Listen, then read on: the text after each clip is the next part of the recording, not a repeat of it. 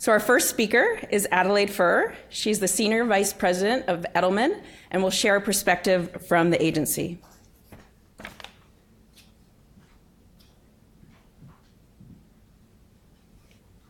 Okay, thank you, Megan. And I just want to echo the thoughts and thanks to the Planning Committee, to the National Academy staff. I know this was a very big session to plan. I'm very appreciative for the opportunity to speak to you all today, and I'm excited for the discussion. So I'm Adelaide Feuer. I am charged here today, I think, with kind of setting the stage on very foundational concepts of communications. What you'll see in my presentation is the perspective from an agency side. So I work at Edelman, which is a communications, marketing, and public relations firm. And I'm not going to get too deep into obesity-specific communications. My role is very much the broader landscape of communications, what it is and why it's important. So what I'll try to cover here is a little bit in terms of definitions. It's a really broad, a very broad landscape, but trying to put some parameters around how we'll think about communications in the context of today's discussion.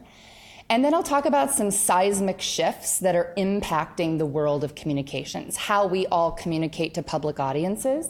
And then finally, I have some thought starters that I hope will connect to some of the later presentations and discussion about how you might approach planning for strategic communications. It's a thoughtful approach. Of course, I've dedicated my career towards it, so I'm a little bit biased, but I'll give just a little bit of thought starters about how you might approach for planning.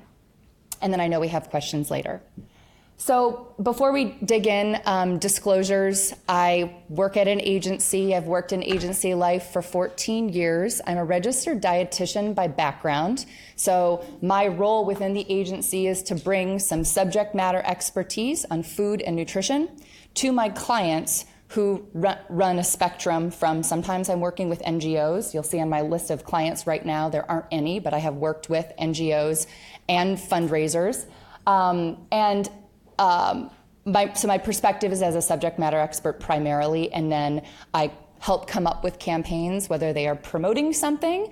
You see some better for you options here: Go-Go Squeeze, healthy snack for kids; Nurture Life, our new chef developed meals for kids. So sometimes that is trying to get more healthful options out into the marketplace. Sometimes it's protecting from issues that might be coming in a landscape. So just being transparent so you know where I'm all coming from. I also sit on the board of Big Green, which is a national organization run by Kimball Musk about getting more gardens in schools. So that is a little bit about me. Also, I have 2 children who I try to feed the best I can. So starting with the big question, what do we mean by communications? I think at the most simple form, we have a sender of information and a receiver of information, and you're trying to get a message across. If it only were that easy today, I think things have gotten more complicated. You'll see later in the presentation about the amount of content, the number of messages that any given person, any person in this room, is receiving every single day. And the number of channels that we're receiving from it has just exploded. And I'm sure you're all experiencing that on a daily basis. The number of screens, your phone, maybe 2 phones or 3 phones, emails, text messages, direct message, social media. When you're driving to work, you might see something in the subway or a billboard. You might be sitting in a presentation. You're getting lots of information on a daily basis. There are just more channels than ever. So it is not only a sending, because there's so much sending, but the receiver actually has to filter out what they're paying attention to, because there's just too much to pay attention to. So we'll talk a little bit more about how do we plan for it to make sure that our messages are well received. So public relations, what does that mean in the context of communications? There are many definitions out there. This is one is by the Public Relations Society of America, PRSA. They define it as strategic communications that intends to build mutual trust between the organization, the communicator, and its publics, whoever the publics might be.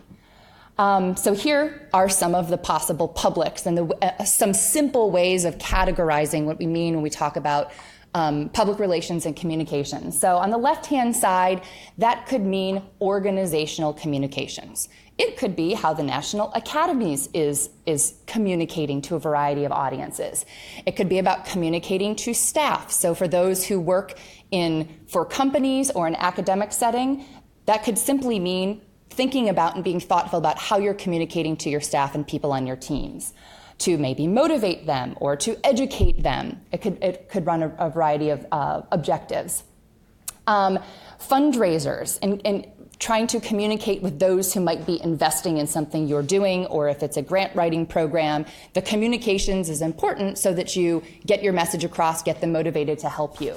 And then when it comes to more of a business standpoint, this is where investor and shareholder relations come in. I don't do that part, but there are people at my agency who are dedicated to communicating with shareholders and investors. In the middle are brand communication. So this would be the consumer-facing brands that you or any consumer out there in America is seeing or experiencing on a daily basis. This could be new product launches. It could be events that you see. It could be relationships with stakeholders or celebrities. But this is what you might think of as traditional promoting marketing.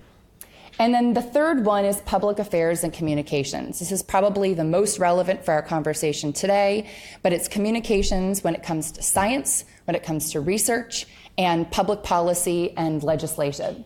So these are kind of three big categories. What I haven't included in here, but is probably part of all of these, would be one-on-one communication. So there's still very much important of having a discussion and a dialogue with one or small groups. What I'm going to talk about moving from here is going to be a little bit more focused on the broader public and mass communications. So what can communications help achieve? Why is it important? I've said this often. I was talking with Megan about this morning. You can say something to someone, but whether or not they hear you, they listen to you, or do anything about it is what's important. So you can spit out as much information as you want, but if nobody's listening or acts because of it, or you haven't changed a mind, then it might not be effective. And that can go with talking with your spouse or your child, or it's everything from personal to professional life.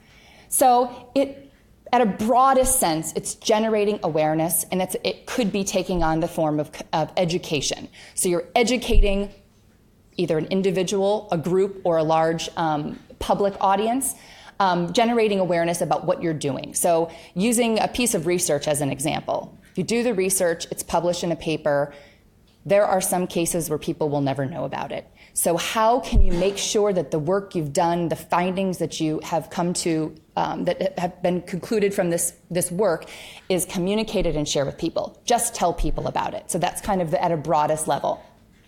The second here is it can build relationships and it can build trust. So this comes, I think, starting with the more intimate and smaller group communications, but you can build relationships by having an open dialogue with someone or a group of people, and ultimately build trust so that when you talk to them again, they'll listen more closely. And then the third one is the Holy Grail. We're going to talk about this again at the end of the presentation when we talk about outcomes and measuring success of communications. But I think all of us in here, when you're communicating, you ultimately want to change something. You want to change the way people are thinking about the topic you're communicating, or you might want to change behavior, get them to do something different as a result of your work and as a result of what you're communicating to them. So, of course, again, I'm biased, the importance of communications, but this is the potential, in my mind, if it is effectively built. So, onto some of the macro level changes that are happening that are impacting communications. I'm going to cover two big buckets in this part, starting with the global implosion of trust. So I talked about trust on the previous slide, about how important it is to build trust with certain publics that you're communicating with, because they're more likely to listen to you, and then you're more likely to have your effective outcomes achieved when you're communicating with them. My agency for 19 years has been doing a global survey measuring trust. They measure trust in multiple sectors. So it is private sector, public sector, NGOs, and then they can slice it by market.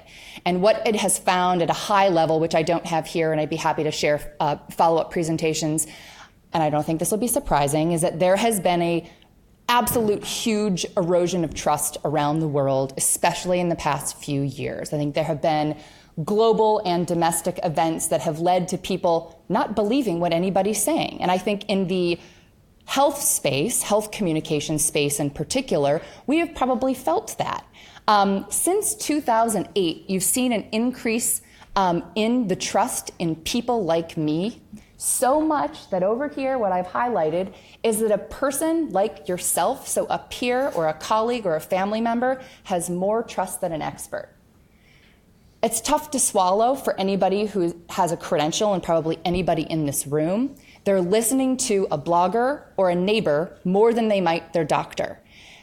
The reasons behind this you could dig into, and we could probably have an entire day to understand the why behind this, but the point is that trust is down in experts. Also, what's interesting to me over here, the lowest trusted here is a government official. Also, CEOs are behind that, board of directors, so that would kind of be leadership of business and government. Trust is way down. Then you also have journalists, and what we don't have here is broadly media, but I'll talk about that in a second, is the trust in media is also down. So there's really trust eroding slowly over time in all sorts of different sectors and from different individuals. So when it comes to those experts, even within what we mean by an expert, people see that as different. Sometimes they consider a blogger an expert. Sometimes they consider a cookbook author an expert. Is that how all of us would define an expert? Possibly not, but it all is subjective, and that's what consumer data reveals, is that's what they think and what they feel. So this is kind of a model of how we think about the expert environment. Reputational influencers are those that are credentialed, and probably most of the folks in this room. That's part of the ecosystem of experts. We also have media influencers who are journalists, dedicate their careers to writing about a particular topic. Therefore, a consumer perceives them as an expert on said topic.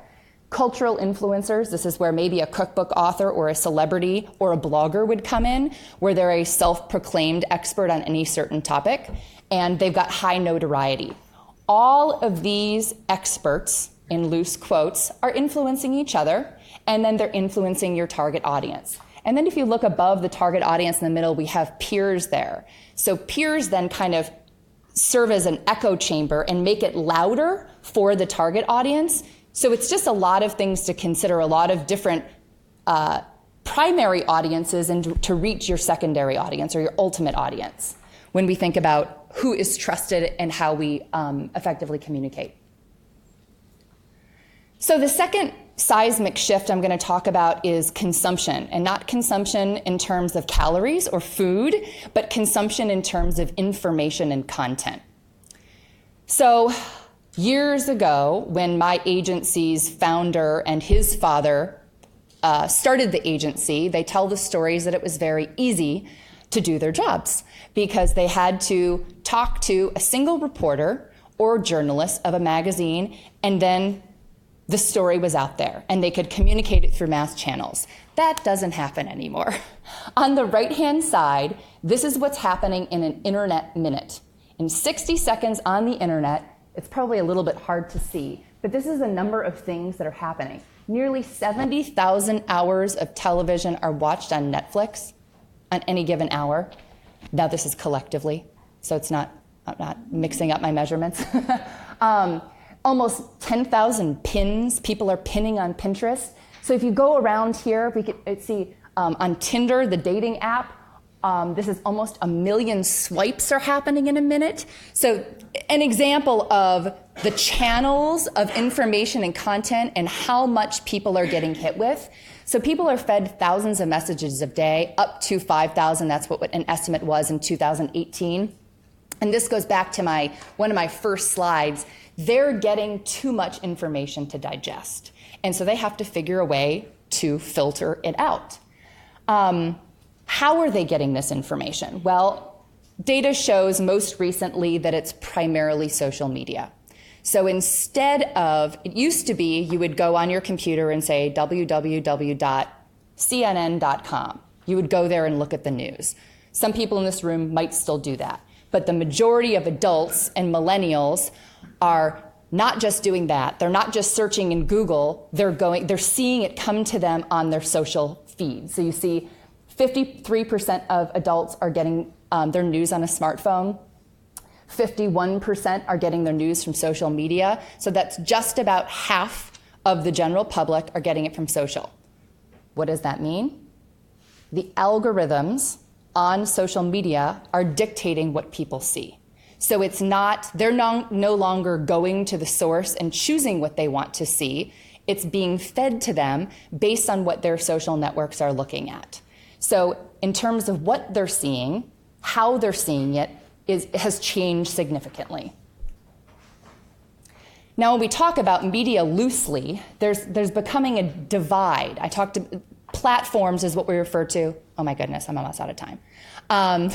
Platforms, we mean, are the how they get information, where it is. That might be a social media platform.